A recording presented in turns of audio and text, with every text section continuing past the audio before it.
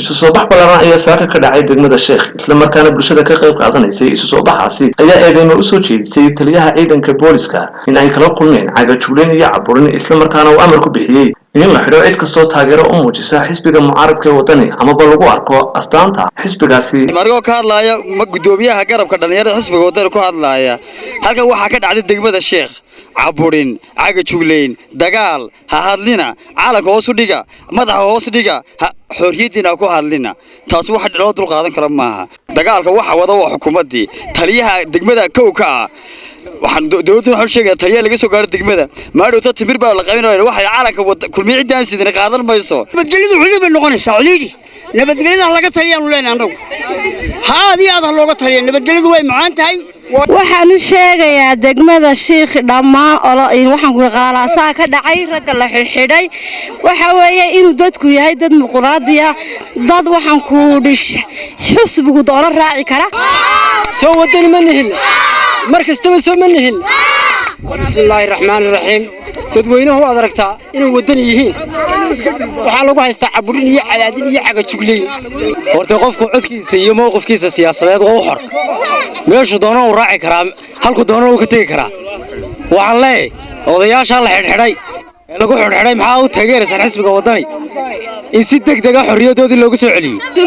halkan waxaanu ka hadlaynaa aanu ka sheegaynaa haddaanu nahay in taageerayaasha xisbiga wadani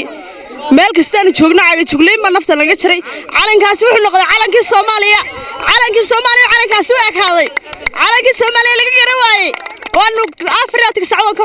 xunna geesta kale taliyaha ciidanka booliska iyo gudoomiyaha ku-xigeenka degmada oo aan kula kulanay xafiiskiisa ayaa warbaahinta u sheegay in aanay amurtaasi waxba ka jirin isla markaana ay tahay been aan sad iyo raad toona lahayn sidoo kale waxa isaguna halkaasi ka hadlay gudoomiyaha heer degmo ee xisbiga mucaaradka wadani waxaana kamid ahaa hadaladoodii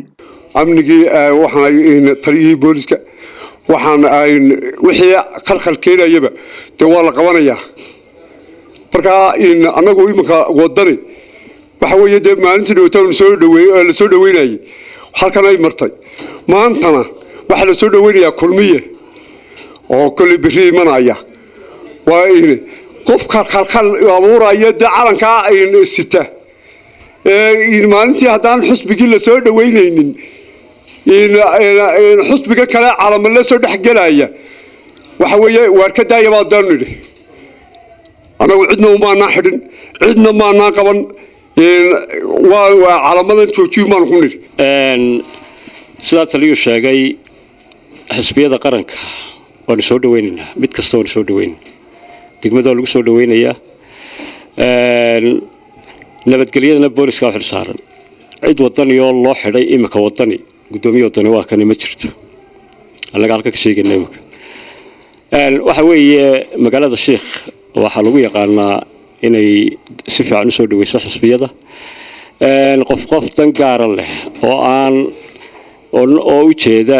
laga yaabo inuu hunguri u jeedo ayaa laga yaabaa inuu soo qaato calanka wadani maanta uu kulmiye soo marayo magacaygu Axmed Maxamed Caynaashe waxaan ahay gudoomiyihii xisbiga wadani ee degmada Sheekh waxaan halkan ka cadeynayaa inaanay jirin cid loo xidhay xisbiga calanka wadani lagu xidhay laakiinse waxa jira dad calan waxa ka imanaya xagga burco gudoomiyihii xisbiga kulmiye Muuse Biixi kaana dee ma ogolin in carqalad iyo inagoo aan shaqadeeda aan ahayn calamaan dad ay la dhaxyaan tan gaar ah leeyahay Cabdirashiid Mubaarak Cabdi Cabdirashiid Suur telefishinka caalamiga RTN degmada Sheekh